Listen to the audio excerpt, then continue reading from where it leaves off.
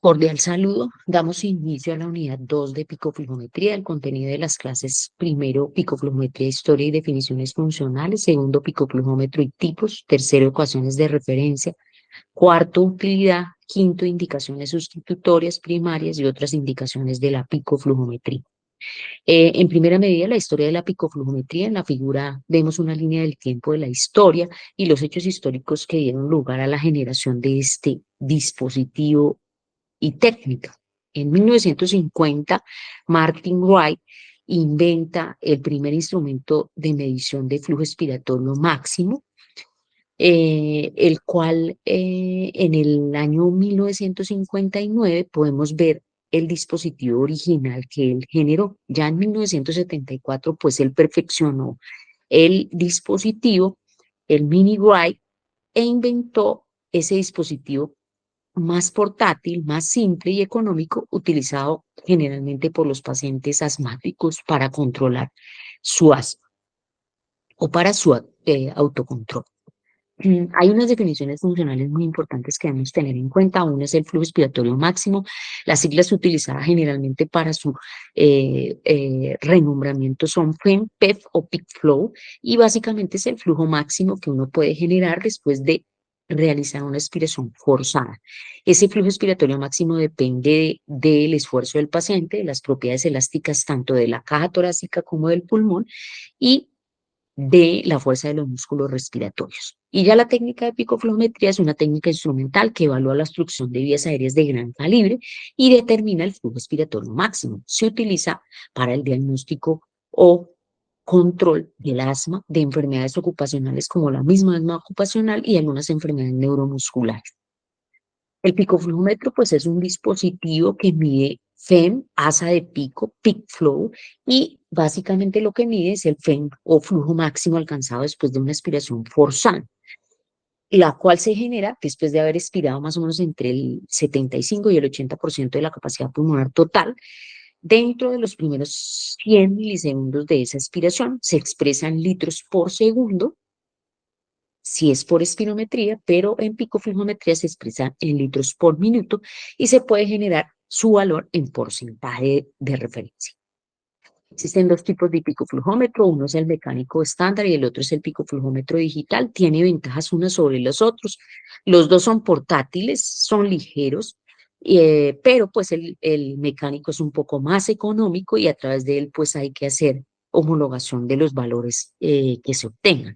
En el digital pues no hay esa necesidad, pero pues la exactitud en los valores aumenta, permitiendo el ingreso de datos en tiempo real y puede medir no solamente el flujo expiratorio máximo, sino otros valores de espirometría como la relación capacidad vital forzada F1 y el volumen expiratorio forzado en el primer segundo.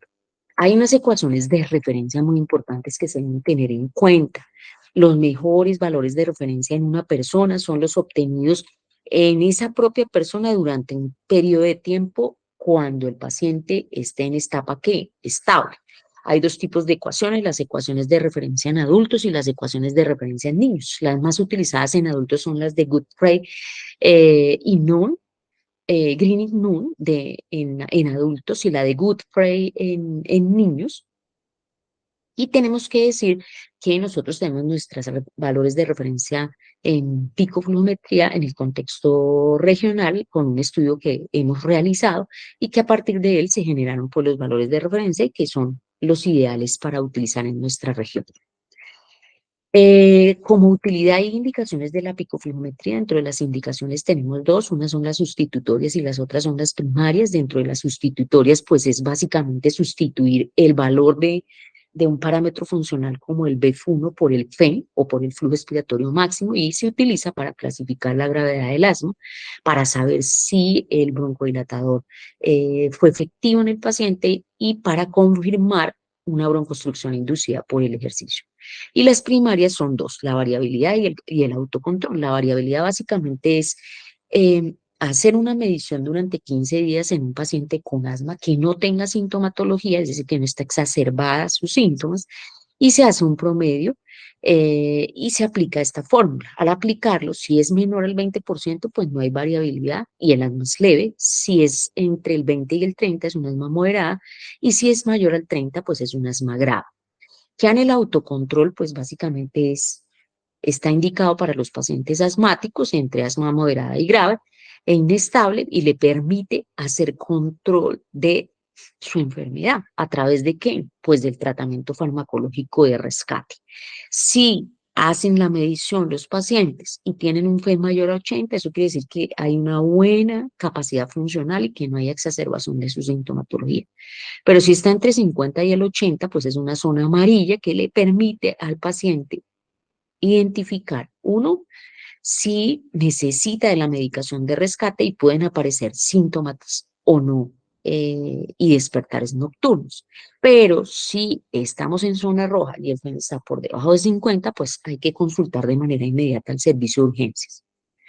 La aplicabilidad de la picoflujometría tiene tres aplicabilidades. Uno es evaluar la calidad de la tos en los pacientes con enfermedad neuromuscular y a partir de ello, pues se puede determinar qué técnicas instrumentales o manuales se pueden utilizar para ayudar al manejo de la higiene bronquial. Dos, para el control de la picoflujometría, para el control del asma ocupacional, porque pues tiene una especificidad y sensibilidad muy alta hacia él, y la picofluometría en el servicio de urgencias, pues ya dijimos que nos permite hacer una clasificación de la gravedad del asma y pues la intervención terapéutica que se haga, sea farmacológica o no farmacológica. En resumen, el FEM es un valor de función pulmonar que nos permite conocer el estado de las vías aéreas de gran calibre. Si queremos evaluarlas de pequeño calibre, hay que hacer una espirometría forzada. Su medición es aislada y se hace mediante el flujo expiratorio máximo del picoflujómetro, pero nunca la picoflujometría sustituirá a la espirometría ni la espirometría a la pico. Cada una tiene sus indicaciones y limitaciones. El medidor de FEM, pues es un instrumento que económico, transportable y relativamente fiable. De todas maneras, debe ser homologado con los valores referenciales que siempre serán los mismos y disponer del dispositivo unipersonal para cada paciente. El mejor valor de referencia para un paciente son sus propios valores, obtenidos cuando el paciente no tiene exacerbación de su sintomatología. Y pues el FEM guarda una aceptable correlación con el BF1 y con los síntomas, aunque esto puede variar de paciente a paciente. Muchas gracias.